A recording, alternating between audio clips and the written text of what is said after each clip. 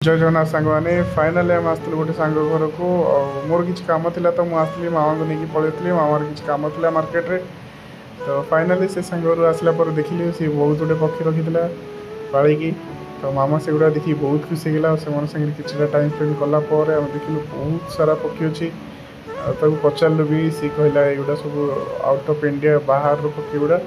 और ये देखते गोटे मूषा जार कि लांगड़ ना देखुए तले अच्छे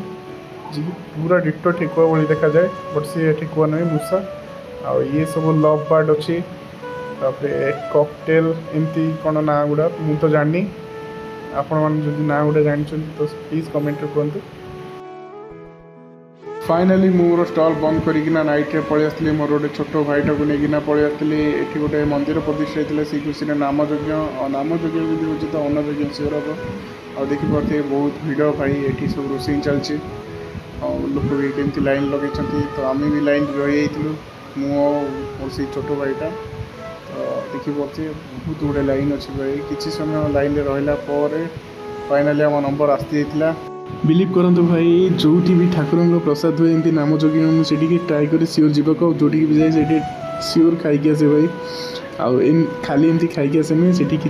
ठाकुर दानटे कि पैसा पकई तापर जा खाए ये गोटे देखा सांगटे आ संगे देखा सारापर मुझे आसिक मोर खाଇବା स्टार्ट करते खाଇବା बहुत टेस्ट था भाई बिलीव करंतु बाहर को आसला पर देखिलु जगन्नाथ मूर्ति बहुत सुंदर देखा आई डेकोरेटा भी बहुत बढ़िया होता किसी दूर आगू गला पर देखिलु ये यज्ञ चलता बोधे ये देखी पारे मंदिर जोटा कि बहुत सुंदर है भाई बिलीव करते बहुत सुंदर है वीडियो आपको कौन देखा मुझे जानी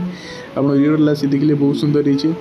मंदिर नहीं सब मंदिर गुटा बहुत सुंदर है कौन कहलु प्रसाद कि बहुत टेस्टी होता सो ये ब्लॉग को ये एंड कर देखी पारे आम गाड़ी आसी देखा नेक्स्ट ब्लॉग जय जगन्नाथ।